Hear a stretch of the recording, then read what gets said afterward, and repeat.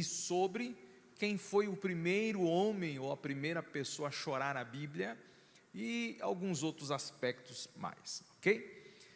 Vamos lá, primeira coisa que a gente precisa saber: o choro, criado por Deus, ele funciona como uma espécie de descarga física e emocional.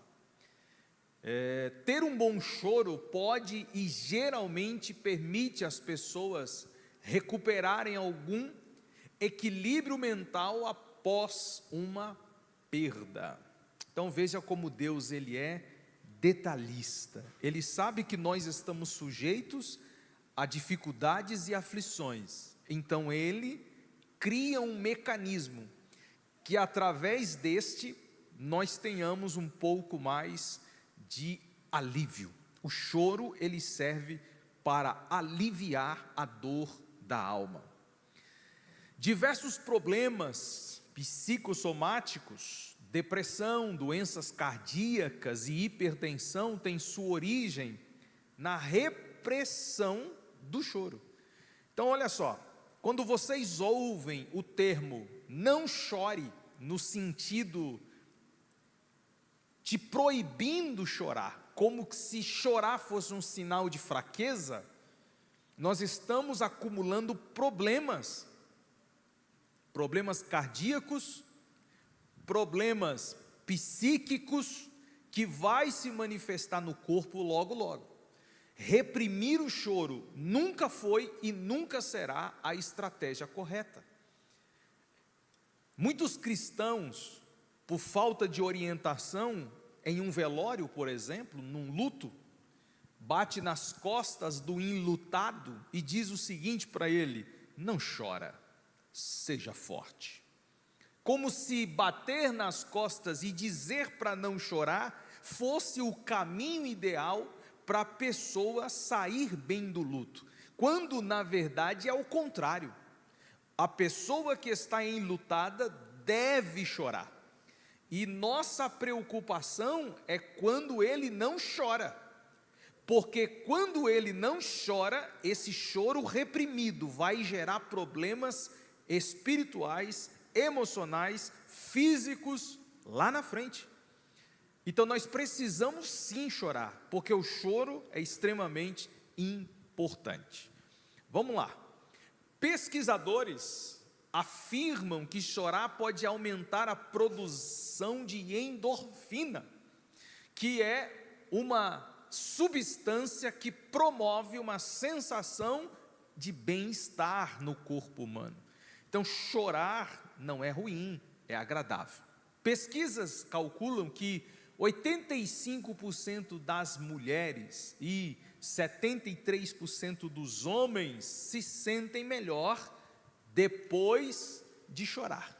Então homens e mulheres alternam essa estatística: quando choram, se sentem cada vez melhor, ok? Tipos de lágrimas. Existem basicamente 3 tipos de lágrimas. A lágrima que é conhecida como basal, ou lágrimas basais, né? Que são glândulas lacrimais, que é um líquido que protege e lubrifica os nossos olhos para melhorar nossa visão. Então nós temos naturalmente um líquido que está protegendo os nossos olhos. Existe uma lágrima chamada reflexiva. Essa lágrima reflexiva, ela serve para proteger o olho de algo irritante, como fumaça, cebola. Por que choramos com cebolas, né? Automaticamente, diante da cebola, a gente começa a chorar. Por quê? Porque as lágrimas são reflexos para proteger a córnea do olho. Então olha como Deus ele é detalhista nas coisas. Poeira e alguns outros aspectos, né, que se manifestam através dessas lágrimas reflexivas. Até o bocejar, o gargalhar, estas expressões emotivas também geram essas lágrimas reflexivas. E o que a gente mais conhece são as lágrimas emocionais, que são promovidas pelo cérebro diante de uma forte emoção. Essa é o que nós chamamos de choro propriamente dito, ok? Vamos lá. Bem, tudo muito bonito, são apenas a nossa introdução, mas vamos para a palavra de Deus. O que a Bíblia fala acerca desse assunto, o assunto do choro? Qual foi o primeiro choro da Bíblia? O primeiro choro da Bíblia citado foi de Esaú. Se você conferir no livro do Gênesis, capítulo 27, versículo 38, você vai encontrar a primeira referência do choro. Esaú, diz a Bíblia, ele chorou porque ele perdeu a sua primogenitura e ele perdeu a bênção de Deus que foi dada ao seu irmão Jacó. Quando ele soube que o seu pai Isaque havia abençoado o seu irmão e ele já havia negociado a sua primogenitura, e ele percebeu que não tinha mais nada para ele, então ele chorou.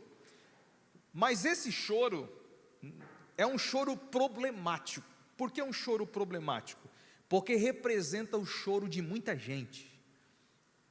É um choro de remorso.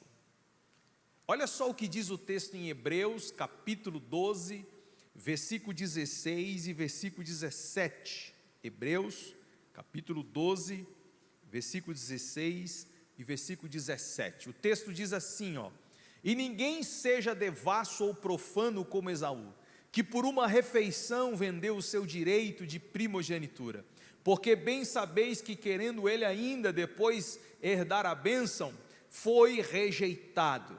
Por quê? Preste atenção, não achou lugar de arrependimento. Deixa eu destacar, não achou lugar de arrependimento. Então vamos lá, Esaú não chorou porque se arrependeu de ter vendido sua primogenitura. Esaú não se arrependeu por ter feito uma escolha errada. Esaú não se arrependeu por ter se precipitado, porque arrependimento requer renúncia e uma atitude diferente. O texto diz que ele não se arrependeu, ainda que com lágrimas o buscou. Ele chorou porque sentiu remorso, ele chorou porque sentiu culpa. Esse choro de Esaú é o choro de muitos crentes, é o choro de muitas pessoas. Vive trocando o que é espiritual por coisas banais, vive trocando a igreja por coisas supérfluas, vive trocando a Bíblia por rede social, vive trocando as coisas de Deus pelas coisas do mundo. Qual o resultado de quem troca o que é espiritual pelo que é terreno? Logo, remorso. Aí esse choro intenso bate quando ele vê as coisas dando errado. Quando dá errado, ele começa a chorar.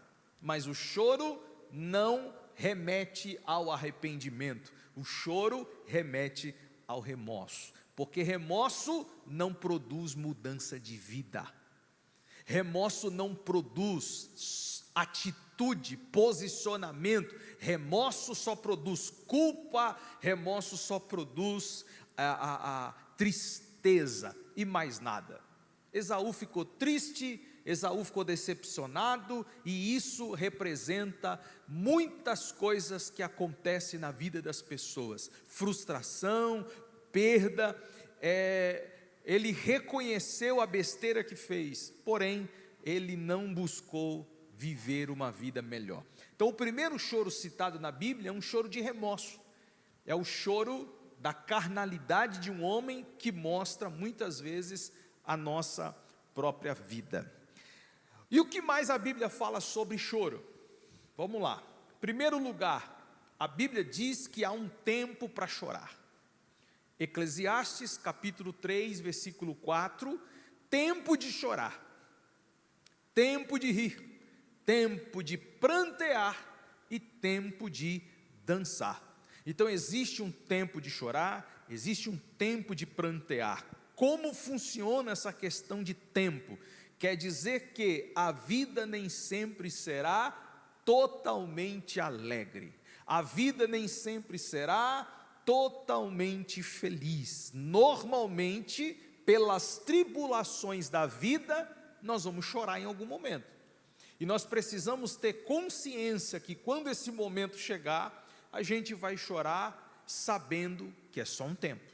Logo, logo, esse tempo de chorar acaba e haverá um tempo de alegria e haverá um tempo de rir. Por isso está escrito no Salmo 30, verso 5, o choro pode durar uma noite, mas a alegria vem pela manhã.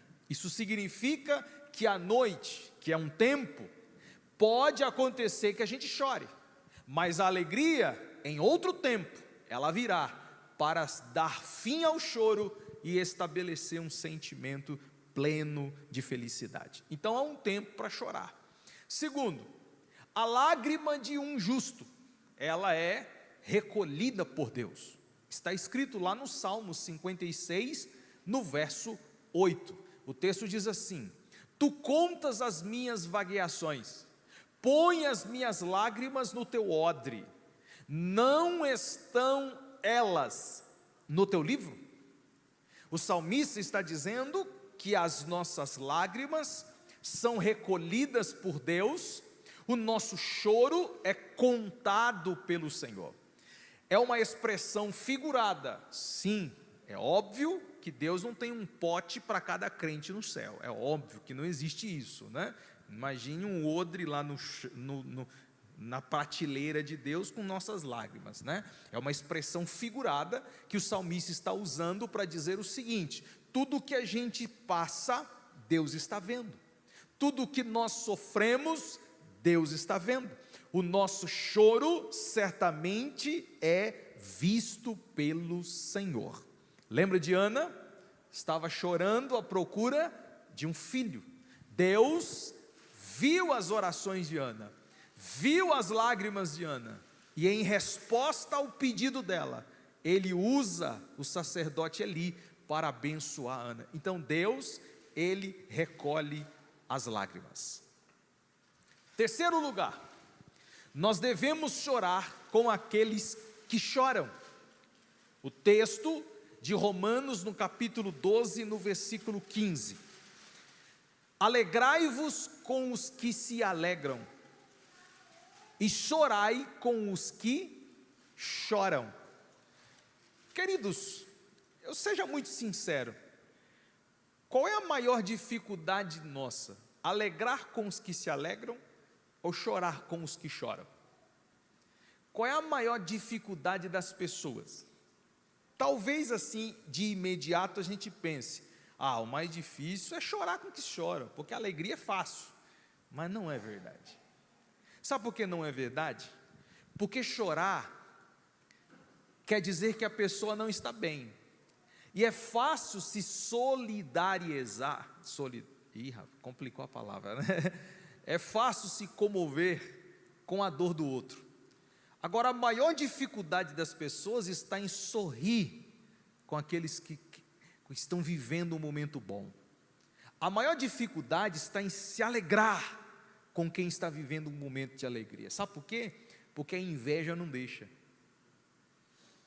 A inveja não deixa alegrar com quem está alegre. A inveja não deixa sorrir com quem está sorrindo. Aí a pessoa está feliz, aí as pessoas dão aquele sorrisinho amarelo, parece que está feliz, quando na verdade está desejando o que o outro tem. Há uma maldade no coração do homem que não permite ele se alegrar com quem está alegre. Por isso Paulo, ele exorta a igreja dizendo: vocês são diferentes, seu coração é diferente. Quando alguém está feliz, alegre-se com a felicidade dele, compartilhe a felicidade dele, porque um dia você vai estar no lugar dele, vai estar alegre como ele, e alguém também vai se alegrar com você. Mas o texto manda a gente se alegrar e manda a gente compartilhar a lágrima junto com o outro. É muito importante estar junto do sofrimento do outro para dar aquele apoio quando necessário. Quarto lugar, aqueles que choram certamente serão consolados. Eu li o texto de Mateus capítulo 5, versículo 4, Jesus ele afirma que quem chora tem consolo. Quinto lugar, no céu não haverá mais choro. Apocalipse capítulo 21, versículo 4, Deus limpará de seus olhos toda lágrima, e não haverá mais morte, e nem pranto, e nem clamor, e nem dor. Essa promessa que Deus nos deu, certamente nós precisamos crer, que hoje choramos, mas haverá um dia, haverá um tempo, que o nosso corpo será glorificado, e nunca mais precisaremos chorar, nunca mais passaremos por dor ou sofrimento, nossos olhos secarão as lágrimas, e viveremos plenamente diante do Senhor. Então nosso choro é passageiro, enquanto estivermos aqui nessa terra. Agora a pergunta: qual é o tipo de choro que Jesus consola? Qual é o tipo de choro que o consolo divino nos alcança? Será que qualquer lágrima ele recolhe? Será que qualquer choro está valendo? Deus está vendo e ele vai vir consolar? Eu acho que não. Até porque o de Esaú, por exemplo, é um exemplo clássico de um choro que Deus não consolou, porque não remeteu arrependimento, e sim remorso. Eu vou dar alguns exemplos para vocês do que a Bíblia fala acerca de choro consolado. O primeiro choro consolado que eu posso atribuir é o choro do arrependimento, não o do remorso, como o de Esaú, mas o de arrependimento. Está escrito assim em Tiago capítulo 4, versículo 9: senti as vossas misérias, lamentai e chorai, converta-se o vosso riso em pranto e o vosso gozo em tristeza. Presta atenção, é Tiago que está dizendo que a gente precisa converter e lamentar, sair de um momento de riso para um momento de pranto. É isso mesmo. Eu estou rindo e ele diz: pare de rir, vá chorar. Não, pastor, mas eu sou ao contrário, a Bíblia manda sorrir e não chorar. Não, a Bíblia manda chorar também. Mas em que aspecto a Bíblia manda chorar? Quando a minha vida está em completa miséria.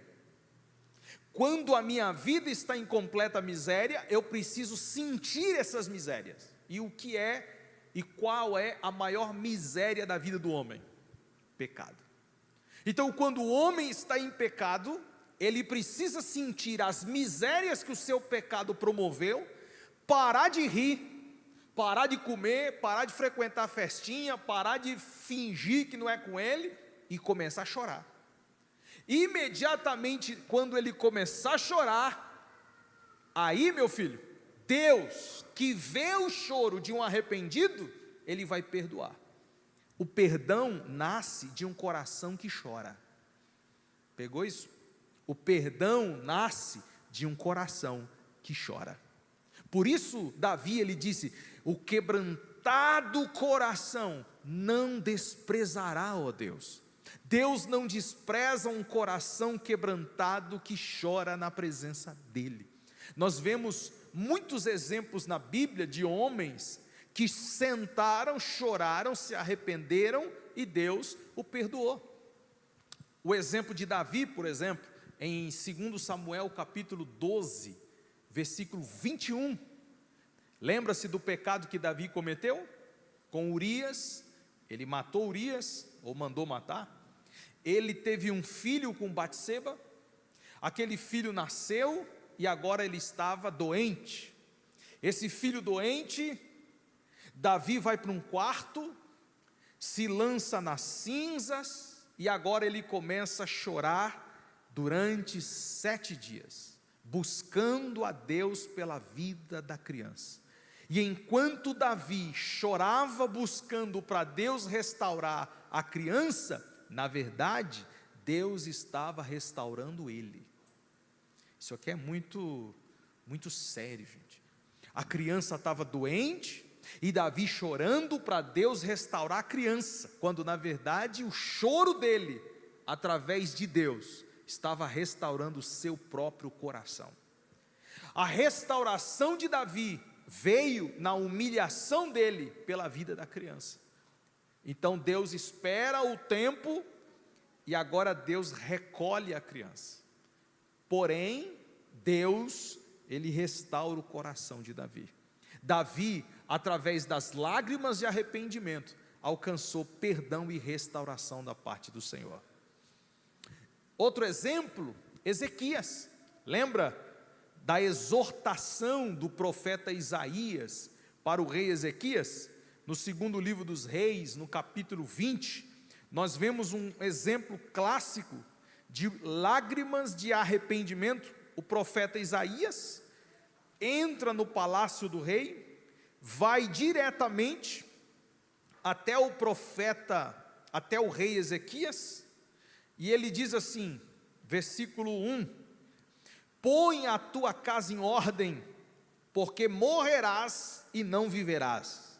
Então virou o rosto para a parede, ele orou ao Senhor dizendo: ah, Senhor, sê servido de te lembrar que andei diante de ti em verdade, com o coração perfeito, e fiz o que era reto aos teus olhos. E chorou Ezequias muitíssimo. Agora o texto vai dizer, no versículo 4, sucedeu que, não havendo Isaías ainda saído do meio do palácio, veio a palavra do Senhor dizendo: volta e fala com Ezequias. Olha que coisa poderosa, gente. O profeta chega diante do rei e diz assim: ordena a tua casa, coloca ela em ordem, porque senão você vai morrer e você não vive mais. O rei, imediatamente após a palavra de Isaías, vira seu rosto para a parede e começa a chorar. Isaías vai embora, porque profeta é assim, ele entrega o recado e vai embora, não fica de papo não. Ele vai embora. Quando Ezequias está chorando, aí a palavra de Deus chama Isaías, disse: volta. Ele nem saiu da casa do rei. Foi muito rápido o que Deus fez naquele momento. Não é o quanto você chora, irmão, não é o quanto você chora, é o quanto você se arrepende. Porque tem gente que chora, mas não se arrepende nunca. É o choro do remorso. Isaías falou na cara de Ezequias, e Ezequias não chorou com remorso, Ezequias chorou com arrependimento. E quando há um arrependimento sincero, a palavra do Senhor vem ao seu encontro. Volta, fala para ele que eu vou renovar sua saúde e vou renovar os seus anos. Por quê? Porque ele chorou na presença de Deus. Terceiro exemplo, Pedro. Pedro, ele nega Jesus 3 vezes.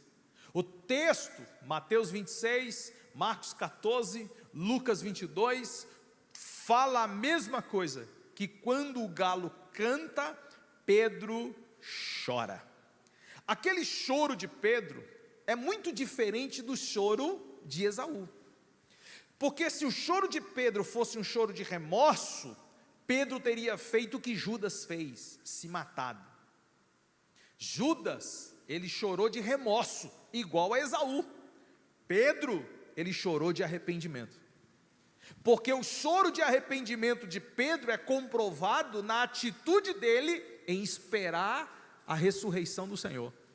Porque a Bíblia diz que quando Jesus ressuscitou e Pedro ficou sabendo que ele estava vivo, imediatamente ele saiu correndo para ver no túmulo se Jesus havia ressuscitado.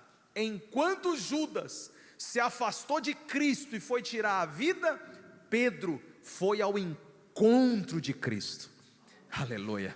O encontro de Cristo mostra que um coração está arrependido. O que prova que as nossas lágrimas são lágrimas de arrependimento? Quando as nossas lágrimas são derramadas perante Cristo e a gente corre na direção de Jesus. Então o pecador arrependido, ele é provado pela forma em que ele se conduz na presença de Deus. Um outro exemplo de choro de arrependimento é aquele pai daquele jovem endemoniado. Está registrado lá no Evangelho de Marcos, no capítulo 9. Jesus estava com os seus discípulos no monte, e depois que ele desce do monte, estava uma bagunça lá embaixo, porque o pai tinha trazido o seu filho, que estava endemoniado, e os discípulos não conseguiam expulsar aquele demônio, e aquela bagunça toda. Aí daqui a pouco Jesus chega, o pai vai correndo na direção de Jesus, começa a falar com ele, dizendo que o filho estava sofrendo há muito tempo, os discípulos não puderam expulsar aquele demônio. Aí Jesus olha para ele, repreende a geração, repreende os discípulos, e ele diz assim: Senhor, se tu puder fazer alguma coisa por mim, faça. Aí Jesus olhou para ele: se você puder crer, então creia. Ele disse: não, eu creio.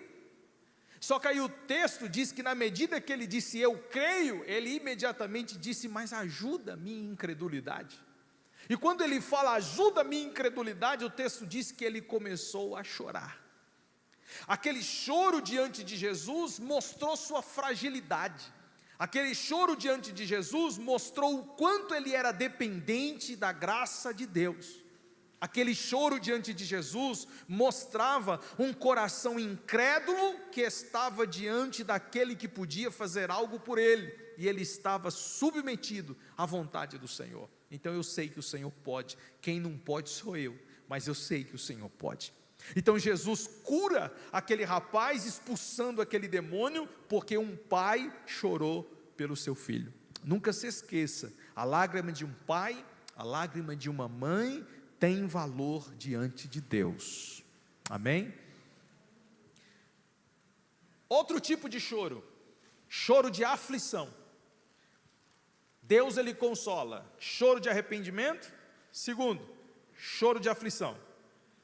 Olha o que está escrito em Salmo 39, verso 12: ouve, Senhor, a minha oração, inclina os teus ouvidos ao meu clamor, não te cales perante as minhas lágrimas. Olha só o que o salmista ora: não te cales perante as minhas lágrimas.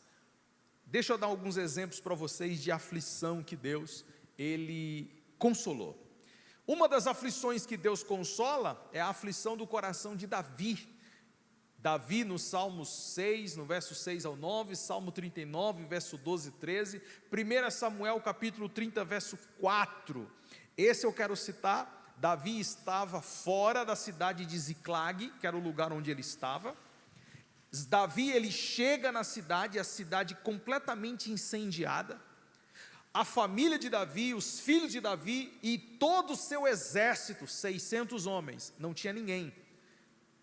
Eles foram sequestrados. Davi, quando vê aquela situação, aquele caos, diz a Bíblia que ele se coloca a chorar. E o texto diz que ele chora com tanta intensidade que lhe não restava mais forças. Ele chorava tanto, mas chorava tanto, que não tinha mais força para ele. Aí o seu exército pega a pedra na mão, de tanta raiva que eles estavam, para tentar matar Davi. É naquele momento que Davi, diz o texto, ele se levanta e chama o sacerdote, para que o sacerdote viesse, e através do sacerdote, ele consultasse a voz do Senhor. Olha que coisa poderosa. Davi chorou até não ter força, mas quando ele entendeu que ele não podia desistir, ele chamou o sacerdote para orar, e é na oração que Deus trouxe resposta para Davi.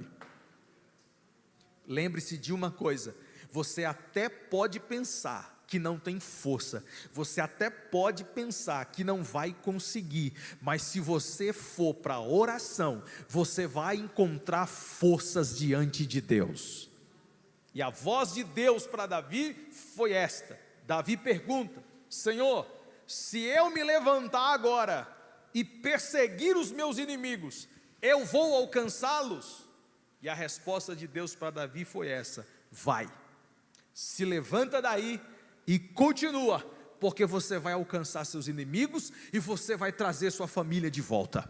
Você precisa acreditar no poder de Deus e na persistência da fé, porque quando achamos que não temos mais força, Deus então nos encoraja a se levantar e continuar, e é na força da fé que Deus nos dá a vitória necessária.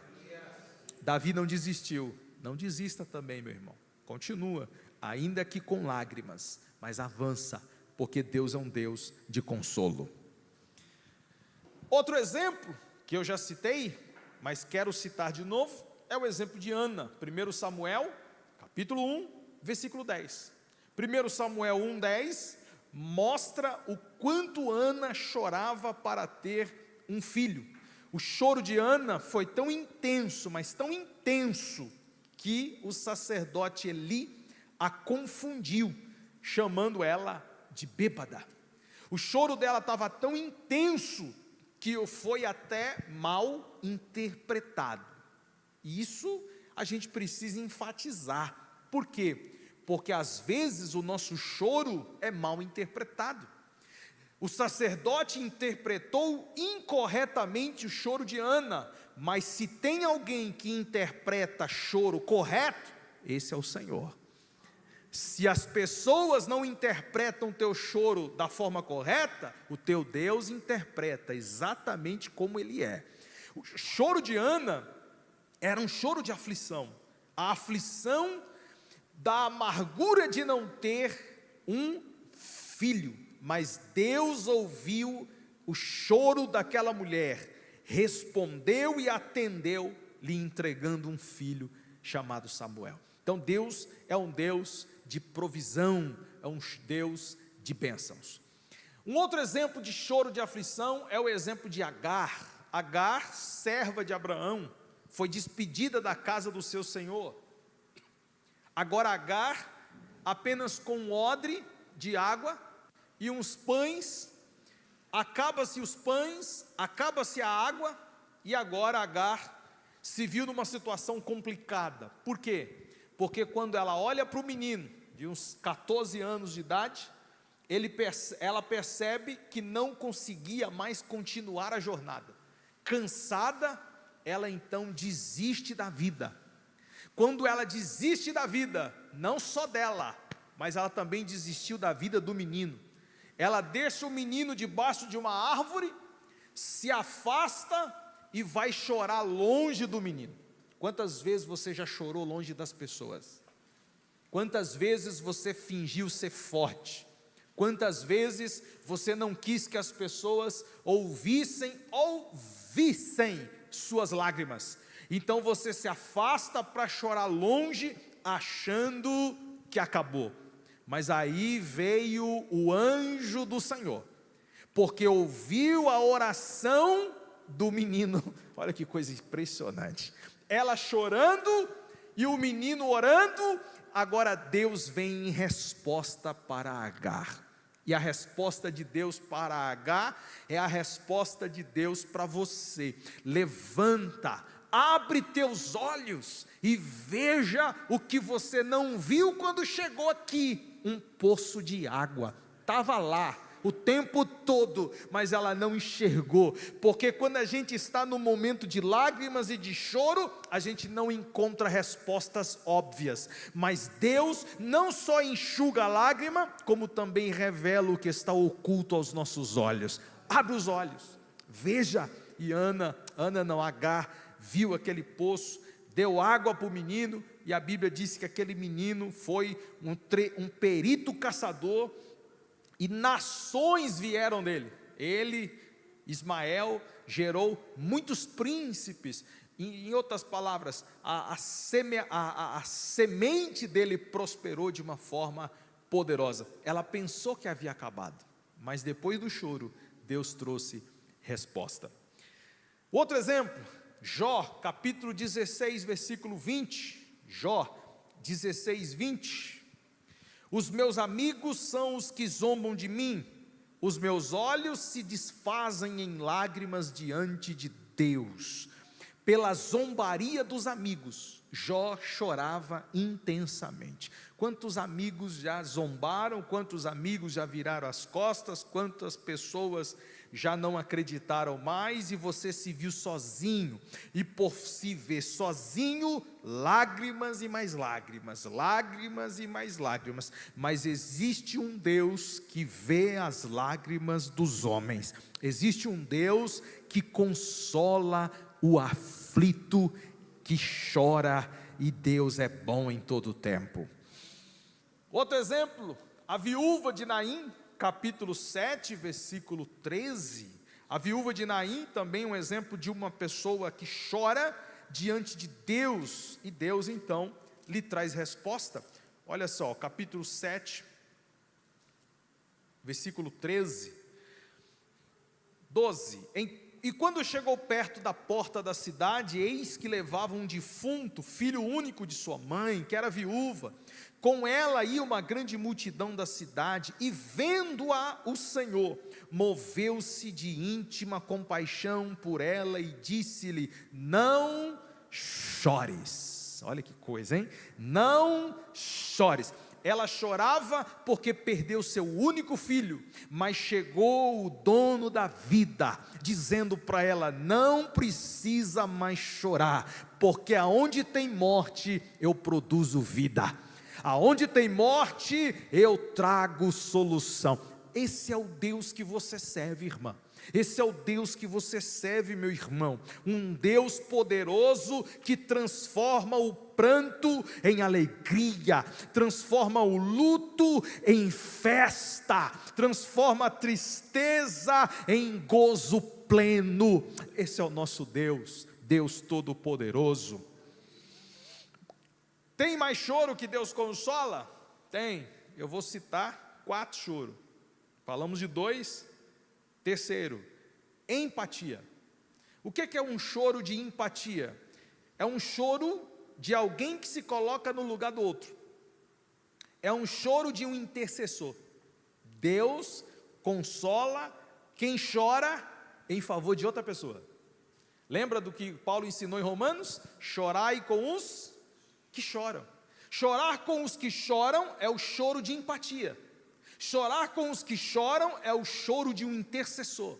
É alguém que se coloca no lugar do outro. E nós vamos ver muitos exemplos na Bíblia de pessoas que choraram por causa de outras pessoas, e Deus trouxe solução e resposta. O Salmo 126, verso 6 diz assim: aquele que leva a preciosa semente, andando e chorando, voltará sem dúvida, com alegria, trazendo consigo os seus molhos. Então quem anda chorando, vai voltar sorrindo, tá bom? Quem anda chorando, vai voltar sorrindo, porque quem semeia na vida do outro, certamente não ficará sem colher bênçãos e vitórias. O Salmo 126 mostra que vale a pena chorar por uma causa nobre, vale a pena chorar pela vida das pessoas, porque certamente voltaremos sorrindo. Deixa eu dar alguns exemplos. Primeiro exemplo, Jesus chorou por Jerusalém. Jesus chorou por Lázaro. Quando ele viu Maria chorando, quando ele viu os amigos de Lázaro chorando, o coração dele se moveu de íntima compaixão e começou a chorar também. João capítulo 11, versículo 35, fala que Jesus chorou a ponto das pessoas que estavam ali olhar para Jesus e dizer: nossa, olha como ele o amava, pela forma como ele comoveu-se diante daquela situação. Jesus, ele chorava pelas pessoas. Isso mostra empatia, isso mostra o poder do coração de um intercessor. Jeremias chorou por Jerusalém. Não é tanto que Jeremias é conhecido por muitos como o profeta chorão. É aquele que chora por pessoas, por nações ou por nação. Jeremias chorava intensamente pela cidade destruída de Jerusalém. E Deus restaurou a sorte de Jerusalém. Por quê? Porque tinha alguém chorando por ela. Eu não sei qual é o caos que está a vida das pessoas, eu não sei qual é a situação que está as famílias das pessoas, mas Deus ainda conta com os Jeremias que choram por eles. Deus ainda conta com os Jeremias que se comovem pela dor alheia, pela necessidade alheia, porque no choro do Jeremias, Deus ele traz resposta e solução. Vale a pena chorar pela causa de Cristo. Segundo Reis capítulo 8, versículo 11, Eliseu chorou por Israel. Percebam? Jesus chorando por uma nação, Eliseu chorando por uma nação, Jeremias chorando por uma nação. E às vezes o nosso choro é só por causa de nós mesmos. Somos tão egoístas que choramos apenas por causa de nós e por causa dos nossos, e nos esquecemos que, a exemplo de Jesus, também devemos chorar por esse mundo atolado no pecado, esse mundo que precisa de Deus, esse mundo degenerado. Nós também temos que chorar pelo Brasil, pela nação, nós temos que chorar pelas igrejas, nós temos que chorar pelas pessoas que estão ainda sem Cristo. É nosso dever como intercessores, chorar por aqueles que não conhecem a verdade, e não apenas por nós mesmos. Neemias chorou por Israel, mais um que chora por uma nação toda.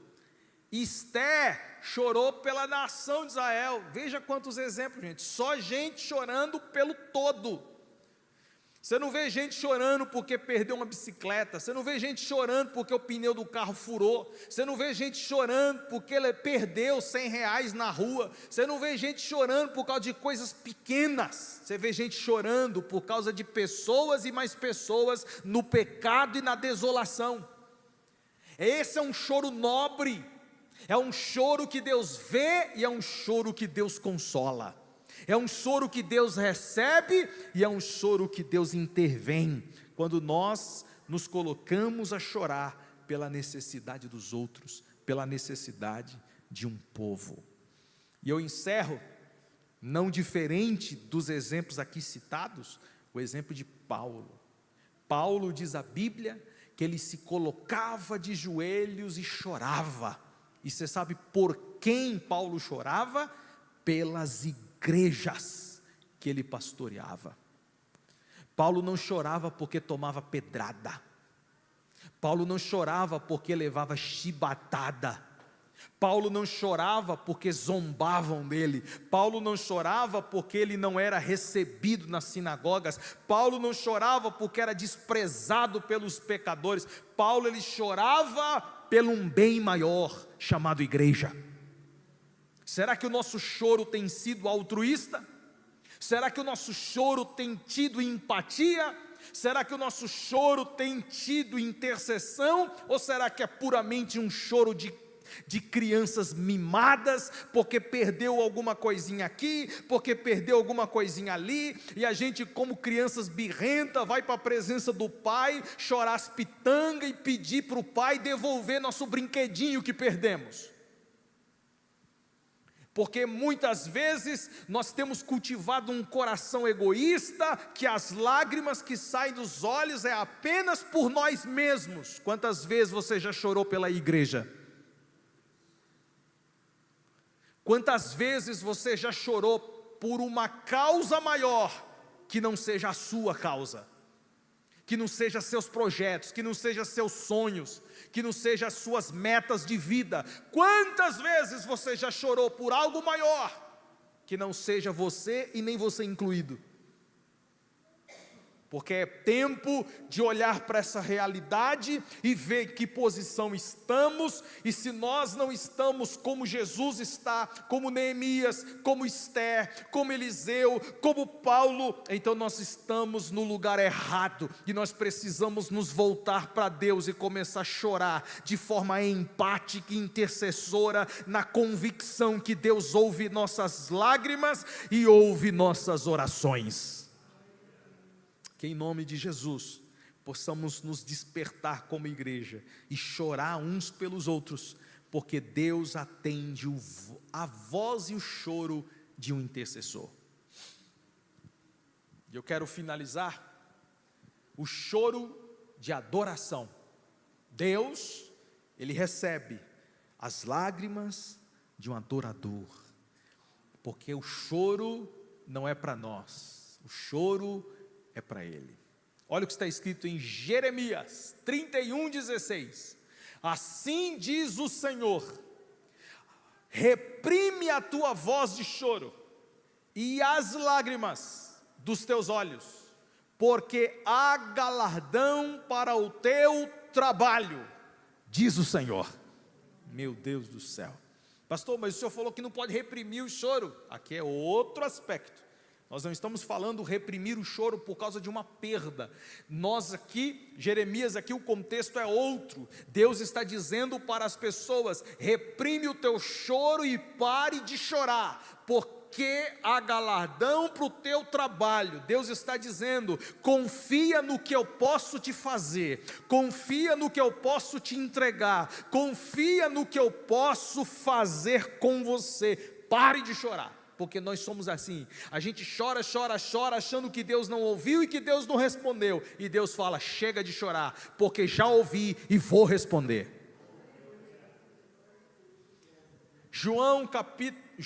Apocalipse 5, acompanhe aí comigo, Apocalipse 5, versículo 5 também.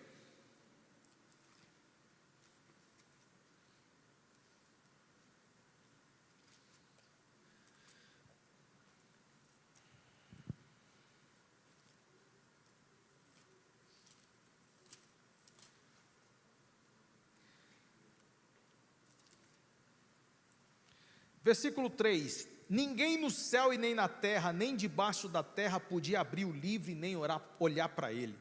Eu chorava muito, porque ninguém foi achado digno de abrir o livro, e nem de o ler, nem de olhar para ele.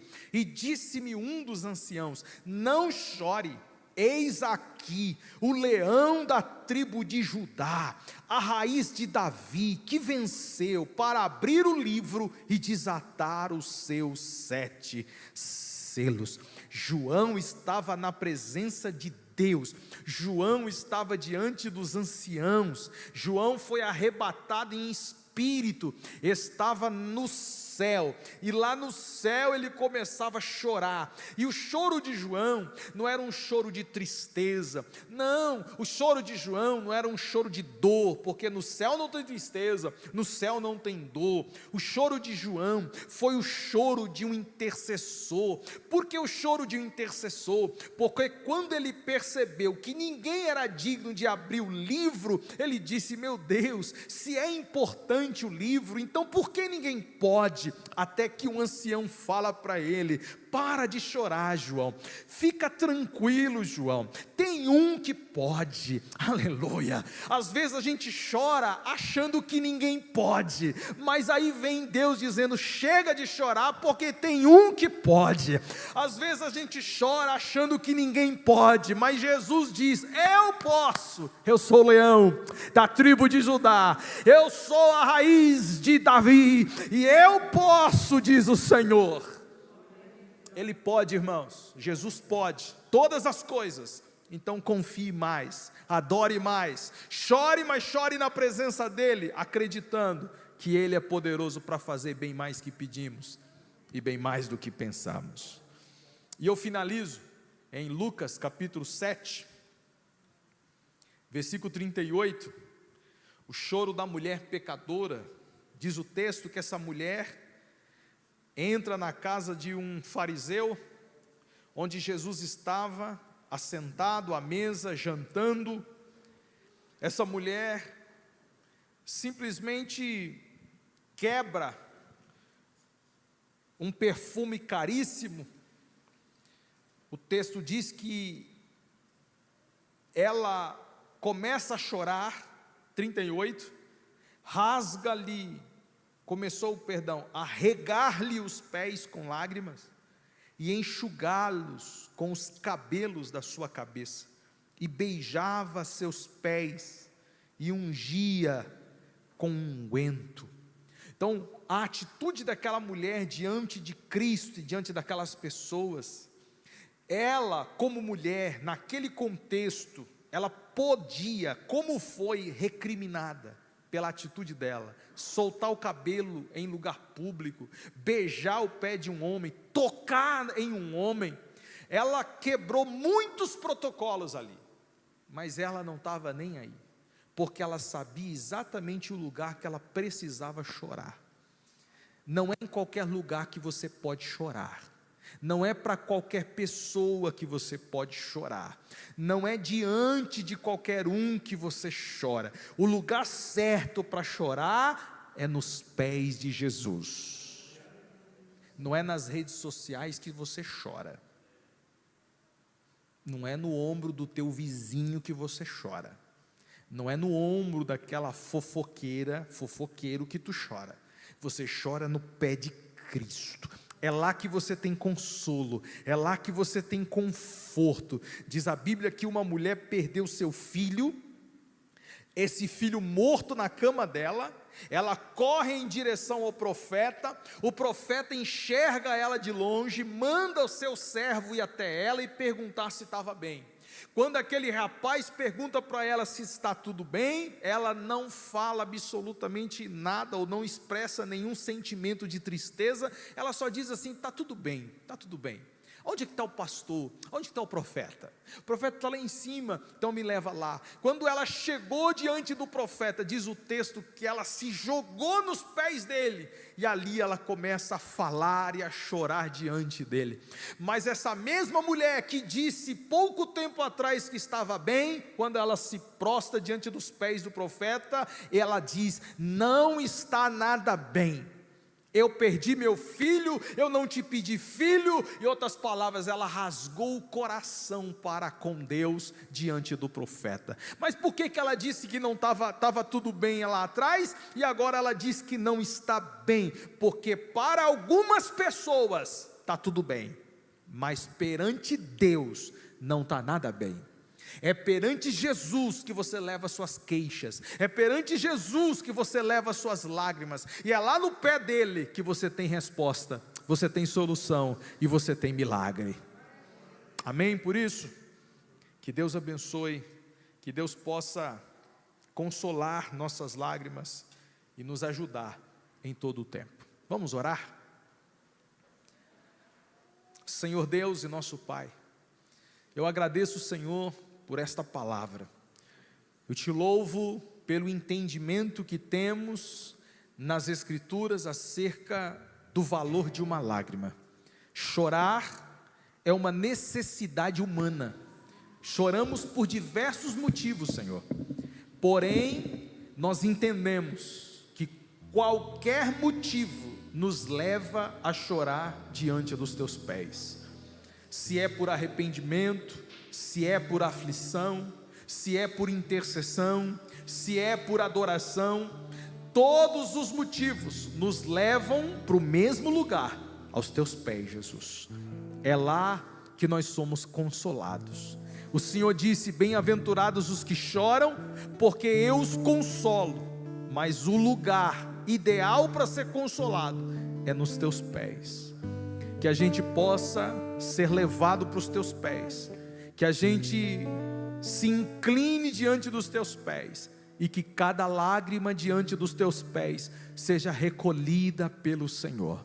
Que o Senhor traga resposta, que o Senhor traga milagre, que o Senhor traga solução, porque nós cremos num Deus de consolo, nós cremos num Deus vivo que estende as mãos e faz bem mais do que pedimos e pensamos. Assim eu te agradeço, Pai, Eu te louvo para sempre. Amém, Jesus. Vamos adorar o Senhor, Marcos? Pode adorar.